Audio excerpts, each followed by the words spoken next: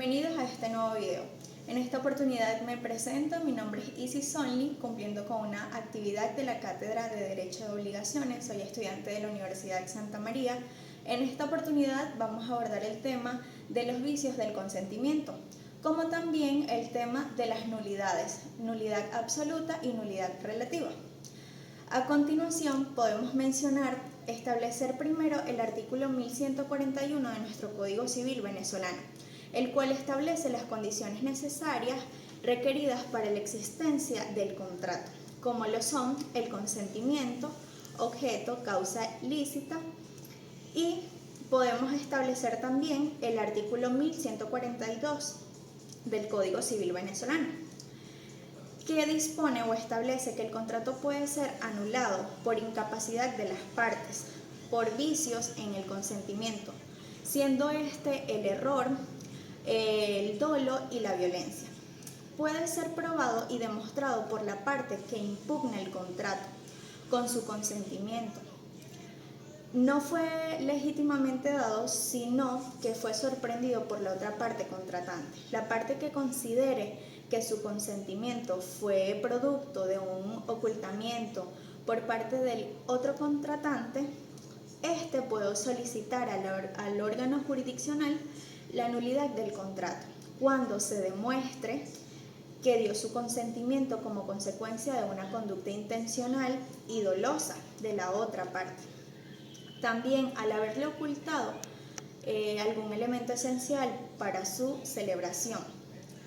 Conforme a la jurisprudencia y la doctrina, podemos establecer que los requisitos para la procedencia o no de la acción de nulidad de los contratos, los mismos para que se califique el dolo como vicio del consentimiento, deben ser estos demostrados y concurrentes entre sí. Es importante mencionar el artículo 1146 del Código Civil venezolano, el cual dispone: aquel cuyo consentimiento haya sido dado a consecuencia de un error excusable o arrancado por violencia o sorprendido por dolo, puede pedir la nulidad del contrato. Por otra parte, nuestro artículo 1154 del Código Civil dispone que el dolo es causa de anulabilidad del contrato cuando las maquinaciones practicadas por uno de los contratantes o por un tercero con el consentimiento han sido tales que sin ellas el otro no hubiera contratado. Es decir, que de conformidad con esta norma que establecimos, se debe probar la existencia de la maquinación por parte de uno de los contratantes para inducir al otro a contratar. La reticencia dolosa, en cuanto a la reticencia dolosa, que es como la conducta exactamente del dolo, o sea, la intención, no sería dolosa, sino que pues para ello se requiere que el contratante que alegue el vicio en su consentimiento no hubiera tenido la posibilidad de conocer por otros medios la circunstancia silenciada.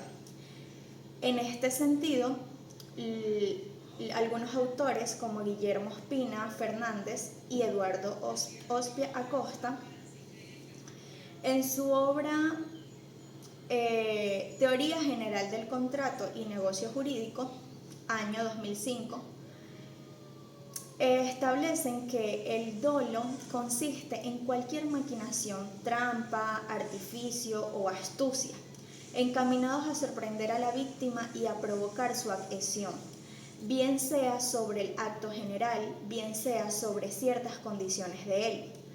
Esto consiste, pues, en crear en la mente de una persona, mediante un procedimiento condenados por la buena fe, un móvil o razón para consentir, un móvil o razón que en realidad no existe, que es ilusorio, pernicioso. Un ejemplo de ello podríamos establecer un ejemplo como que suele cometer todo vendedor, que afirma falsamente la existencia de una servidumbre a favor del precio vendido, o crea una carta que él atribuye un precio mayor del que verdaderamente tiene, o que usa, por ejemplo, de drogas para aumentar el brío de un caballo que quiere negociar. En estos ejemplos, la víctima del dolo va al acto jurídico bajo el imperio de un error provocado por artificios fraudulentos. Estos artificios fraudulentos, esto no presta entonces una voluntad sana, libre, consciente, deliberada, como la que requiere la ley, sino una voluntad imperfecta y viciada por el error, directa e intencionalmente, producido por el agente del dolo. Ahora bien, el mismo artículo 154 de nuestro Código Civil establece también los requisitos necesarios para que se verifique el dolo como vicio del consentimiento, los cuales son que haya existido el animus dispiendi. Este está dirigido a la conducta que va dirigida a engañar a quien resulta víctima del mismo, que haya sido determinante del consentimiento. Aquí se debe distinguir entre el dolo bueno y el dolo malo. El dolo bueno se refiere básicamente a la esperanza que se trata de despertar en la otra parte. Son por sus propias naturalezas inseguras, es decir, son sutilezas de las que el comprador puede defenderse y de las que no depende de la venta. Mientras que el dolo malo, supone que el contratante tiene la intención de provocar un engaño en la parte en quien induce a contratar y que conoce la falsedad de la idea que se ha producido en ella. Como consecuencia de tal engaño que emana del contratante, o puede ser también de un tercero, con su consentimiento. En este sentido, resulta pertinente referirnos a la conducta intencional de causar el dolo.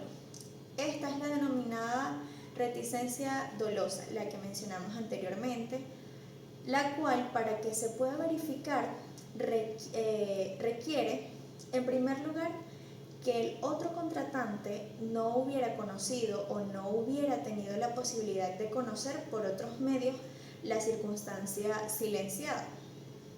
Igualmente, en segundo lugar, que parezca demostrado que la parte reticente conocía tal circunstancia y conocía el error en que estaba incurriendo su contraparte.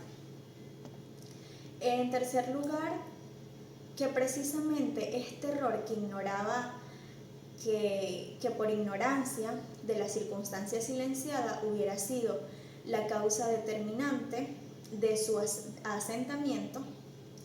En materia del dolo, podemos deducir que el dolo es básicamente determinante en la voluntad y el consentimiento del contratante, cuando éste influye de manera concluyente en el contrato y cuando las maquinaciones o por maniobras llevan por finalidad impulsar a celebrar el contrato, ya para hacerle aceptar al sujeto pasivo el contrato o para hacerle aceptar condiciones distintas de las que hubiese aceptado si no hubiese sido engañado. Por otra parte, en cuanto a la nulidad, en relación a la nulidad, es importante mencionar qué es la nulidad absoluta. Y es que esta es una sanción aplicable a la inobservancia de alguna norma imperativa o puede ser prohibitiva de la ley por parte de un contrato, cuando tal norma está destinada a proteger los intereses del orden público o las buenas costumbres, y a menos que la misma ley indique que es otra la sanción aplicable o que ello surja de la finalidad que persigue. Podemos mencionar sus características.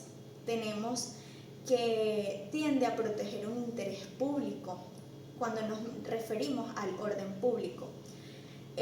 También la legitimación activa para ejercer valer la nulidad absoluta corresponde a cualquiera que tenga interés en hacerla valer. De esta misma manera, la nulidad del acto podrá ser invocada por cualquier persona. Puede ser alegada en cualquier estado y grado de la causa, del juicio. También esta no es susceptible de ser confirmado por las partes.